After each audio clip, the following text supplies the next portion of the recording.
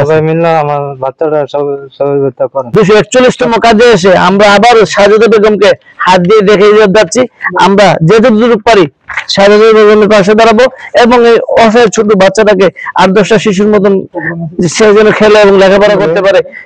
আমরা আছি বারাই গ্রামের বীর মুক্তিযোদ্ধা জনাব আব্দুল মান্নান সাহেবের বাড়িতে।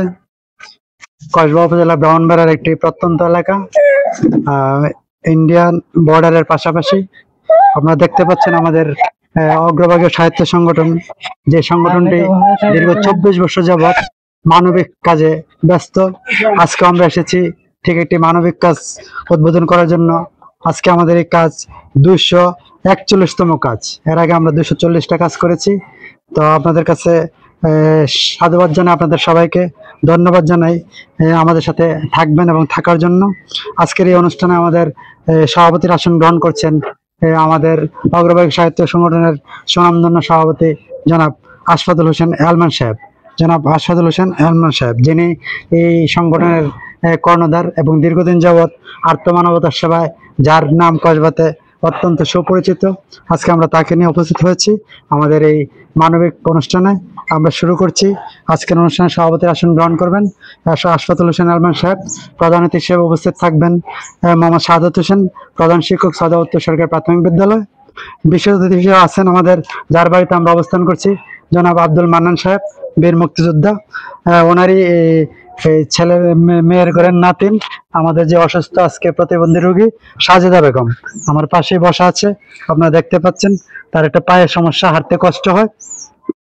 উপস্থিত আছেন আমাদের সাথে আলম খান, উপস্থিত আছেন রুবেল সরকার, উপস্থিত আছেন আমাদের সাংবাদিক, তরুণ সাংবাদিক বিল্লাল সরকার, আরমান সরকার, মুন্না ভাই, তারপরে ছুটন খান আছেন। সবাইকে নিয়ে পাশাপাশি আছেন আমাদের সাজেদা বেগমের পিতামাতা। তো আমরা আজকে আসছি এই যে ছোট্ট মেয়েটি, তার দুরবস্থার কথা আমরা সংবাদ পাই। বিশেষ করে এই খবর পান আমাদের সংগঠনের সভাপতি জনাব আশফাকুল হোসেন এলমান সাহেব। উনি ঢাকায় থাকেন, ব্যবসা করেন। তারই ফাঁকে ফাঁকে যখন এই সুযোগ পান আত্মমানবতার সেবায় দৌড়িয়ে আসেন, এগিয়ে আসেন ওনার ব্যবসা বাণিজ্য বন্ধ করে। আজকে ঠিক তাই একটা ঘটেছে। তো আমরা এই পর্যায়ে এই অনুষ্ঠানে দুটি কথা বলার জন্য অনুরোধ রাখবো আরমান সরকার, মুন্না ভাই এই বিষয়ে কিছু কথা বলবেন। আসসালামু আলাইকুম প্রিয় দেশবাসী, আমরা এখন আছি আমাদের গোপীনাথপুর ইউনিয়নের জগন্নাথপুর গ্রামে, যেখানে আমরা এখানে একটি মহিলা প্রতিবন্ধী, ওনার যে বাচ্চা আছে উনিও প্রতিবন্ধী, এবং ওনাকে সহযোগিতা করার জন্য আমাদের যে অগ্রভাগীয় সাহিত্য সংগঠন সিটিএল প্রতিষ্ঠাতা পরিচালক এলমান ভাইয়ের মাধ্যমে ওনার এখানে সহযোগিতার জন্য আসছি। তো আপনারা যারা দেশে এবং দেশে প্রবাস থেকে দেখতেছেন, আপনারা অবশ্যই জানেন যে সিটিএল যে এলমান ভাই প্রতিষ্ঠাতা পরিচালক, তিনি আমাদের কসবা উপজেলার বিভিন্ন জায়গাতে সাহায্য সহযোগিতা করে আসছেন। তার এই ধারাবাহিকতায় উনি আমাদের এই জগন্নাথপুর গ্রামে এসেছেন, আমাদের পাশেরই গ্রাম।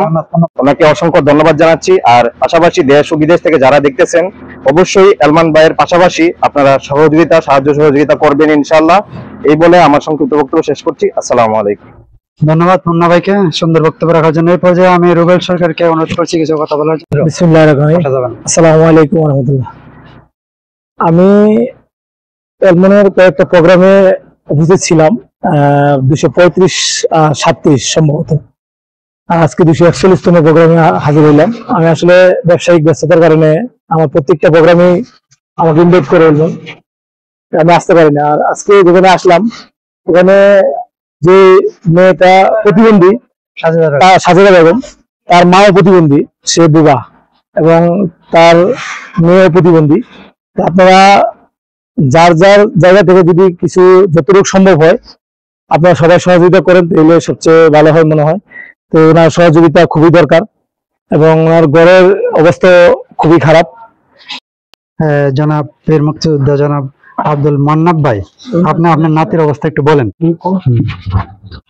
আমি একজন বীর মুক্তিযোদ্ধা, আমারও হল অচলন অবস্থা। তখন ছেলে মেয়ের খাওয়াইয়া দুধে না, আমার বাড়িতে রাখি, তারা কিছু আর আমি যেটুকু পারি এতটুকু সাহায্য করি। টাকার জায়গা আমি দিয়ে রাখছি, সে জায়গাটা তখন বাঘে আমার বাতিটা পাইব, আমি দায়িত্বপূর্ণ করে দিয়ে দিচ্ছি। এখান থেকে লাইনে অন্যখানে একটা বড় ব্যবস্থা। যেহেতু আমার কথা শেষ, আমি বেশি কথা যেতাম না, আমার স্বাস্থ্য ভালো থাকে। ধন্যবাদ, সুন্দর কথা বলছেন। বসেন বসেন। এই সাজেদা বেগম এবং তার মা সহযোগিতার জন্য আপনারা যারা আছেন দেখতেছেন থাকবেন আমাদের সাথে এবং সহযোগিতার হাত বাড়াবেন যতটুকু সম্ভব হয়। আজকের এই যে অগ্রভাগ সাহিত্য সংগঠনের মূল কর্ণধার এবং প্রতিষ্ঠাতা সভাপতি এবং আজকের অনুষ্ঠানের সভাপতি জনাব আশফাকুল হোসেন আলমান সাহেব। জনাব আশফাকুল হোসেন আলমান সাহেব।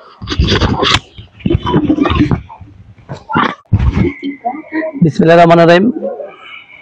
অগ্রভাগ সাহিত্য সংগঠনের 241তম কাজে আজকে আমরা আসছি আমাদের কসবা থেকে অনেক দূর বারাই গ্রামে, যদিও প্রায় আমাদের 1 ঘন্টার উপরে সময় লেগে গেছে এই গ্রামে আসতে।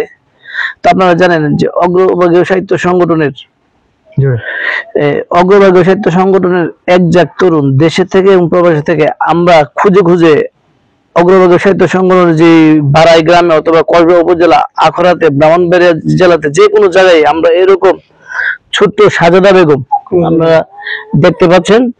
আজকে বারাই জগন্নাথপুর আসছি এই সাজেদা বেগম দেখার জন্য। সে ছোট্ট একটা মানুষ, সে তার পাটা মানে ঘুরে ঘুরে হাঁটে, সে অনেক অসুস্থ, অচল অবস্থায়, এবং পিচ্চির যে মা সেও বুবা।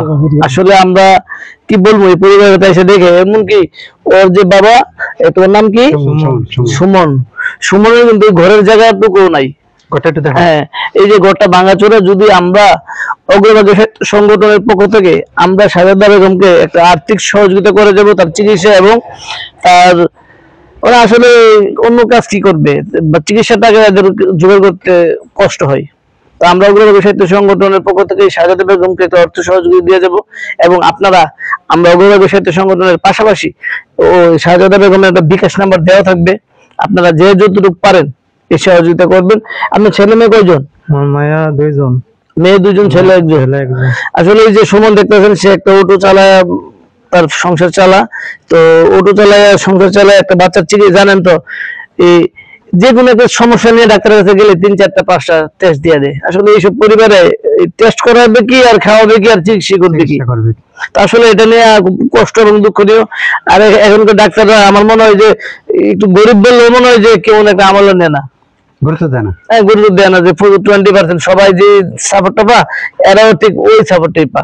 তো আমি অগ্রভাগীয় সাহিত্য সংগঠনের প্রত্যেক ডাক্তারদেরকে আমরা একটা আহ্বান থাকবে, এরকম গরিব যারা অসহায় মানুষ যখন মানুষের দ্বার পাশে গিয়ে পৌঁছে মানুষের সহযোগিতা নিয়ে চিকিৎসা করতে চায়, আপনারা চেষ্টা করবেন এইসব অসহায় মানুষদেরকে যে ফ্রি ট্রিটমেন্ট বা ফ্রি যে বিভিন্ন চেক আপ যেভাবে করা যায় আর কি, যতটুকু সম্ভব এভাবে করলে হয়তো এদের জন্য একটু সহজ হতো। তো আমরা এই সুমন, তো তোমাদের বিকাশ নাম্বার আছে? বিকাশ নাম্বার বলতে পারবা? আছে 01761954155। আমরা নাম্বারটা আবারও বলছি, 01761954155। তো আমরা এই সাজেদা বেগমের বিকাশ নাম্বারটা স্ক্রিনে দেওয়া থাকবে। আমরা আমাদের কসবা আখড়া যারা শহরে দোকান ব্যক্তি আছে, যারা মানুষ নিয়ে রাজনীতি করে, মানুষের পাশাপাশি রাজনীতির বলিয়ান দেওয়া যান যে মানুষের জন্য এই করবো, মানুষের জন্য সে করবো, অগ্রভাগীয় সাহিত্য সংগঠনের 241তম কাজে এসে আমরা আবার সাজেদা বেগমকে হাত দিয়ে দেখে যাচ্ছি। আমরা যেটুকু পারি সাজেদা বেগমের পাশে দাঁড়াবো, এবং এই অসহায় ছোট বাচ্চাটাকে 8-10টা শিশুর মতন সে যেন খেলে এবং লেখাপড়া করতে পারে, সেই বলে আমি বাড়াই থেকে বিদায় নেওয়ার আগে সুমন বলো যে আমার বাচ্চাটাকে, আমার পরিবারকে সবাই সহযোগিতা করবে। সবাই মিলে আমার বাচ্চাটা সহযোগিতা করেন। আচ্ছা, তো তুমিও তো একটু শারীরিক অসুস্থ নাকি? যাক, সুমন একদম সহজ সরল মানুষ, তো এই বলে বিদায় নিলাম। গাড়ি চালায়, সংসারটা চালাই, সে একটা অটো চালায়, পরিবারটা চালায়, এই আর কি। তো ঠিক আছে, যেমন ভালো থাকো। আমরা অগ্রভাগীয় সাহিত্য সংগঠনের পক্ষ থেকে তোমার আমরা একটা আর্থিক সহযোগিতা দিয়ে যাবো।